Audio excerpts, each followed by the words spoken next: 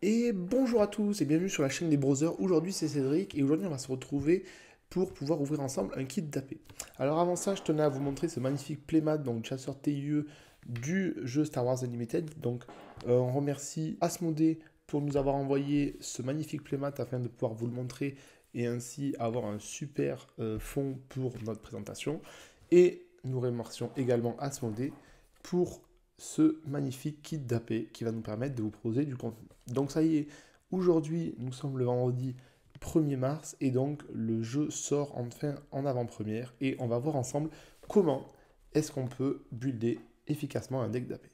Donc tout simplement, il faut savoir que quand vous recevez ce deck d'AP, vous allez pouvoir jouer donc les cartes qui sont dedans. Bien évidemment, si vous avez des leaders, vous pouvez les jouer et on va voir qu'il y a un petit twist. Et on va sans plus attendre ouvrir ce fameux pack.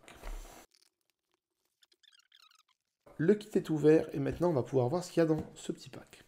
On a les marqueurs pour pouvoir jouer, le petit guide de démarrage qui nous explique rapidement les règles qu'on avait depuis déjà quelques mois sur le site officiel, la petite explication qui nous récapitule et qui nous explique comment pouvoir construire un deck d'avant-première, la petite boîte qui permet de ranger ses cartes avec dedans un petit divider qui est plutôt somme toute assez agréable. Nous avons bien évidemment ce qui nous intéresse, les 6 boosters. Et nous avons, ne l'oublions pas, les cartes promo. On va les ouvrir dès à présent. Je rappelle que les leaders qui sont dans ces cartes promo peuvent être joués lors de la paix. Donc si vous n'êtes pas satisfait des leaders que vous piochez, vous pouvez tout à fait jouer votre Dark Vador promo. C'est exactement le même que la boîte de base avec un petit artwork qui est différent, que vous pouvez voir ici. Alors le Dark Vador, je suis très fan. Le Luke, ben, un peu moins fan pour le coup. Donc à noter que la face leader, donc là il n'est pas déployé, est le seul côté qui est foil. On va les mettre sur le côté pour l'instant. On va ranger tout ça et on va ouvrir nos 6 boosters. Donc j'en profite pour spécifier que vous n'êtes pas sans savoir que dans un TCG, euh, la base d'un deck, ce sont ses communes et ses incommunes. Donc on va sûrement avoir des rares et des légendaires dans ces boosters, mais c'est peut-être pas ces cartes-là qui vont faire la différence. Donc on commence de suite avec Jyn Erso.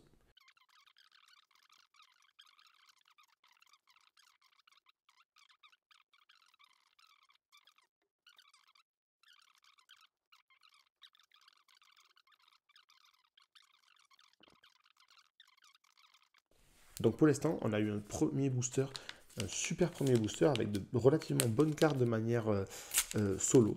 Donc pour l'instant, on voit que ce qui se dégage, c'est plutôt du jaune vers rouge. On va voir vers quoi on va aller ensuite.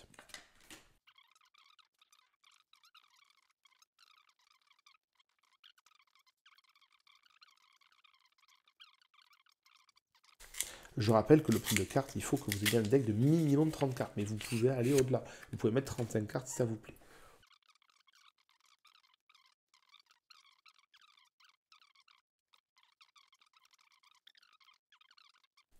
On voit qu'il y a quand même une tendance qui se dégage. C'est vrai que pour le moment, on serait plutôt tenté de partir sur un jaune.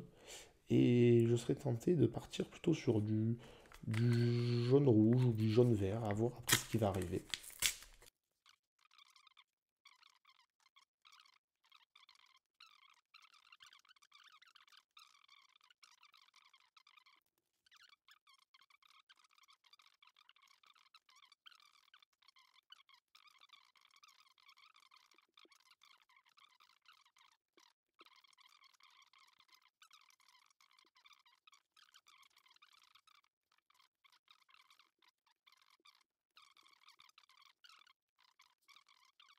Je vous propose de mettre tout ça en place et après on va voir comment build un deck efficace.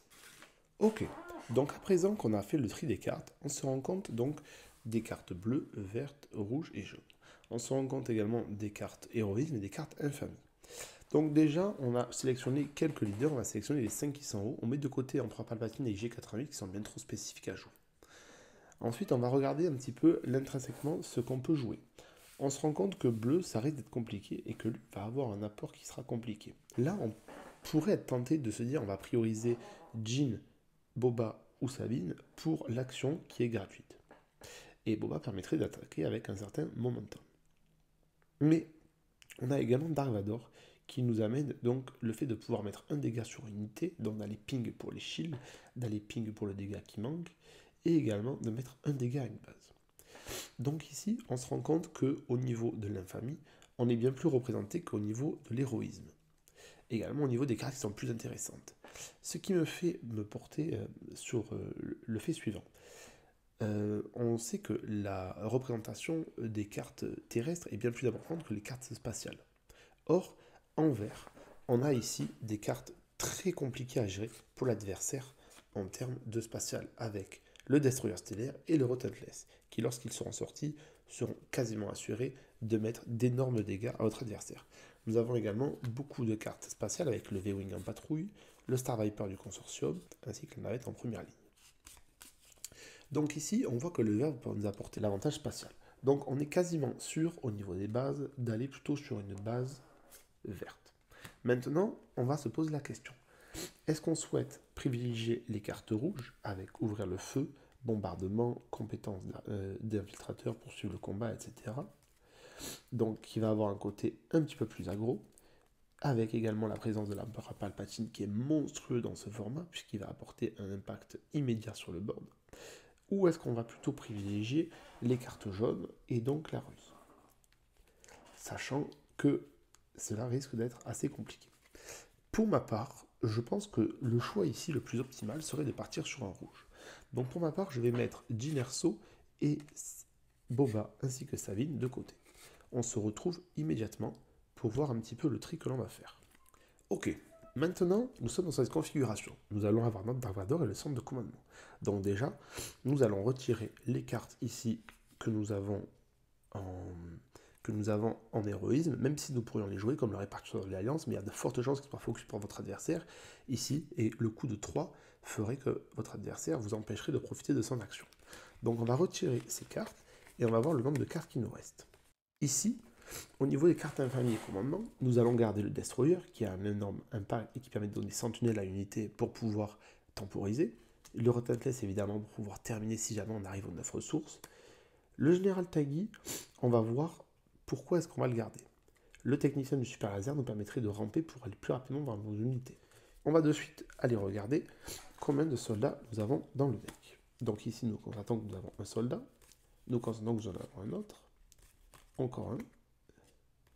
Et encore un. Donc ce qui nous permet d'avoir relativement, pour l'instant, 4 soldats. Ensuite, au niveau des cartes rouges, nous remarquons que nous avons également un autre soldat, ici, et 2 soldats ici. Donc ce qui nous fait 7 soldats. C'est relativement intéressant, sachant que nous en avons également un qui se cache ici en infamie, et un ici, avec le Stormtrooper. Donc nous avons 9 soldats, donc le Général Tagui a tout son sens, puisqu'une fois joué, il va donner immédiatement les jetons expérience à un maximum de 3 unités de soldats. Donc ça peut être intéressant puisque ça reste une 2-2 pour 2, mais surtout que c'est une fois joué, donc vous le jouerez évidemment lorsque le moment est le plus propice. Donc pour l'instant, nous allons conserver ces cartes. Le sabre laser déçu qui donne +3/+3, même si ce n'est pas sur une carte force, on ne fait pas son effet, mais ça reste relativement intéressant pour consolider votre unité. Le Stormtrooper on le laisse, l'Empereur Palpatine bien évidemment, le 5e frère qui est très intéressant, ainsi que le Stormtrooper. Pour l'instant, nous mettons ces cartes de côté qui sont relativement intéressantes. Chez les cartes bleues, nous savons que nous n'avons pas grand-chose qui nous intéresse pour le moment, même si il y a quand même de belles choses. Nous allons peut-être tout de même jouer pour 4. Elle dit toute chose, car ça permet de soigner 3 dégâts d'une unité, et si c'est une unité force, on va pouvoir mettre des dégâts à unité. Le seul problème, c'est que ce sera utile seulement sur Palpatine et le 5e frère. Attention, c'est également utile sur Dark Vador.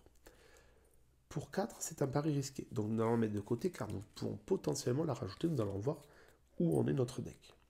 Donc la navette, nous la conservons, le Star Viper également, le V-Wing également, la formation qui est intéressante, l'esquive qui permet d'aller chercher une unité adverse, le colonel de l'arène, nous allons le garder parce qu'il permet de soigner un dégât de la base, mais c'est surtout que pour 2, ça reste une 3, ce qui est relativement intéressant. Et ici, nous avons enfin cette carte, le traître. Quand cette amélioration devient attachée à une unité dont le leader coûte 3 ou moins, on prend le contrôle de cette unité. Quand cette amélioration est détachée, le propriétaire de l'unité reprend le contrôle. C'est intéressant pour 5 parce que ça permet d'aller récupérer une unité adverse et de la récupérer. Par exemple de 3, si vous l'enlevez à votre adversaire, vous la reprenez, vous faites un différentiel de 6. Donc cette carte également est intéressante, mais on va la mettre de côté pour le moment. Pour l'instant, nous avons tout ce tas de cartes qui nous intéressent. Sur les cartes rouges, nous allons bien évidemment rajouter nos cartes de contrôle qui sont intéressantes. Cette fameuse amélioration, poursuivre le combat qui peut être intéressant. Le Fier-à-Bras de la Cantina qui n'a aucun avantage en défense, mais qui peut être intéressant. Le Wampa, l'agitateur de Jeddah et les ardents sympathisants. Bien sûr, nous rajoutons ce Bunting de tube. Nous allons regarder à combien de cartes nous nous portons pour le moment. Nous sommes à 30 cartes. Or, nous allons essayer tout de même de profiter de l'action de Dark Vador, qui permet que si nous avons joué une carte à cette phase, une carte infamie, nous pouvons infliger un dégât à unité et un dégât à une base. Donc nous allons maintenant chercher les cartes que nous pourrions cut pour pouvoir ajouter des cartes infamie, puisque nous en avons des intéressantes. Ce qu'on va chercher à regarder avant de cut, c'est pour l'instant notre courbe de mana. Bien évidemment, nous allons gagner du temps et nous allons faire la courbe. Je vais mettre les cartes et nous allons nous revoir juste après. Donc on constate ici qu'on a plutôt une énorme courbe de mana vers le début et qui va s'amenuiser vers la fin. Même si nous avons de grosses cartes qui vont venir à la fin. Désolé, c'était caché avec l'Empereur Palpatine, le TBTT, le Retentless, etc. Donc là, ce qu'on va chercher à faire, c'est surtout de pouvoir chercher à optimiser notre deck. On se rend compte que le bâtiment là pour 5-5 est intéressant, même si c'est un soldat, mais on se rend compte également qu'avant de pouvoir profiter de son bonus, ça risque d'être plutôt difficile, puisqu'il faut que le leader soit dessus. Donc ici, on se rend compte qu'on peut le cut. On pourrait tenter de le remplacer par le TRTT, qui est une 6-7, mais on va peut-être chercher pour le moment à stabiliser notre deck. Donc, on va chercher à rajouter notre Droid Sound Viper en cutant notre agitateur Jeddah, qui est ici. On va essayer de garder le maximum de cartes vertes également, même si je viens de cut un petit peu de vert. On va essayer de cut donc ce Wampa. On va rajouter donc ce TRTT pour 6, puisqu'on a vu qu'on va avoir une certaine aisance à monter. On va rajouter donc la puissance de feu maximale, puisqu'on va chercher à avoir un maximum de cartes impériales. On peut rajouter votre général Wirth en cutant ces deux soldats-ci. La Fier-à-Bras de la Cantina, on peut la cut. On peut rajouter ce farm de garde qui permet de venir bloquer, qui est très intéressant. Maintenant, on peut regarder à combien de cartes on en est. Nous sommes à 30 cartes. Nous avons tout ce qu'il nous faut. Nous avons cut quelques soldats, nous en avons rajouté, donc le général tagué a tout son sens. Maintenant, ce qu'on va essayer d'amener dans ce deck, c'est de la surprise, puisque dans ce genre de deck, il va falloir essayer d'amener un petit peu de surprise pour surprendre votre adversaire. Attaque surprise est une excellente carte, puisqu'elle va permettre de temporiser. Le guet-apens également, puisqu'il permet de renvoyer une carte, donc pour 5, même si vous la payez 5 et vous renvoyez une grosse carte à 6, elle risque d'être intéressante. La manœuvre improbable permettrait de temporiser et de gagner un temps fou. Et le désarmé pour 3 permettrait de donner -4, -0.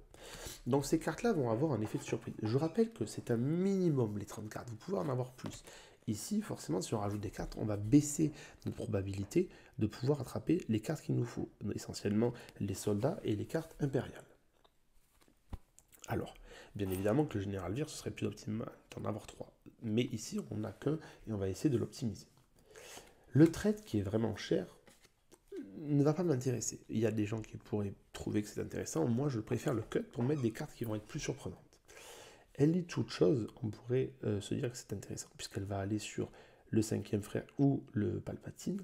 Mais ici, on va préférer la cut pour nous retrouver avec ces 4 cartes qui vont revenir plus chères, mais qui pourront toujours être mises en ressources. Donc ici, dans ce deck, nous allons avoir tout simplement 34 cartes avec 8 cartes événements, 3 améliorations, et donc 23 unités. Parmi ces 23 unités, nous allons en avoir 1, 2, 3, 4, 5, 6 spatiales, ce qui permettrait d'avoir un avantage considérable sur le board. Pour le L dit toute chose, c'est à vous de voir si vous souhaitez le mettre ou non, mais encore une fois, ça va diluer votre deck. Voilà à peu près pour l'ensemble du deck. Donc je suis parti plutôt sur les forces du deck, en essayant d'être à la fois compétitif sur l'espace terrestre ainsi que sur l'espace spatial, afin de pouvoir surprendre mon adversaire. La présence de cartes qui vont être plus chères pour surprendre l'adversaire, qui ne va pas s'attendre à ce que je joue des cartes coûtant 2 de plus, en ayant quand même suffisamment de contrôle dans mon deck pour pouvoir réussir à gêner mon adversaire, au cas où des petits tricks pour pouvoir jouer, des unités faibles mais relativement puissantes qui peuvent synergiser entre elles, et à la fin de la partie, une petite base de 6 cartes relativement puissantes pour que mon adversaire soit complètement submergé par les forces en présence. Vador prend tout son sens puisqu'il y a bien souvent où vous n'allez pas pouvoir faire votre coupe de mana parfaite et pouvoir faire son action. Et prend tout son sens puisque dans le deck, vous avez pas moins de 15 cartes avec Infamy. Voilà, j'espère en tout cas que ce petit deck vous a plu. Maintenant, il ne vous reste plus qu'à cibler votre deck et partir en AP pour affronter vos amis. Je vous souhaite bonne chance et que la force soit avec vous. C'était Cédric pour les Brothers et à bientôt pour une nouvelle vidéo. Bye bye.